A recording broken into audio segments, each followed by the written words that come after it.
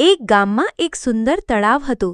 તે તળાવ ન માત્ર પાણીનો સ્ત્રોત હતો, પરંતુ ગામના લોકો માટે આદર્શ અને અનમોલ સ્થાન પણ હતું. તે ગામના લોકો માટે જીવનનું સ્તંભ માનવામાં આવતો હતો, કારણ કે તે એ જ જગ્યાએ જતા ઘણા પરિવારોએ અનેક પેઢીઓ સુધી જીવવાનો અનુભવ કર્યો હતો. પ્રથમ તળાવ શરૂ થયું ત્યારે તે એ જ વિસ્તારમાં એક નાનકડું ખીણ હતું, જ્યાં સારા પાણી મળતા હતા. નદીના વહવા અને વરસાદી પાણી મળવાથી આ ખીણમાં પાણી ભરી જતું હતું અને આ નાનકડી જમાવટ બહુ મક્કમ બની ગઈ. ગામના લોકો પોતાના તમામ કામકાજ માટે આ તળાવનો ઉપયોગ કરતા.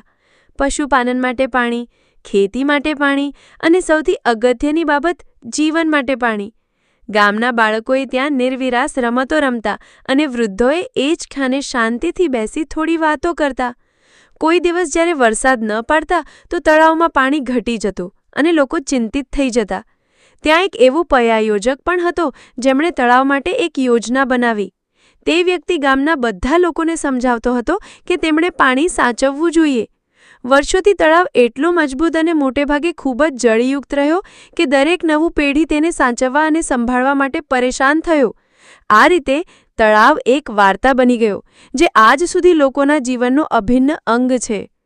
આ તળાવની કહાની એ સંદેશ આપે છે કે જ્યારે લોકો મળીને એકસાથે કામ કરે છે, તો તેઓ પોતાની આસપાસની કુદરતને બચાવી શકે છે અને તેને પેઢીઓ સુધી જીવન આપી શકે છે.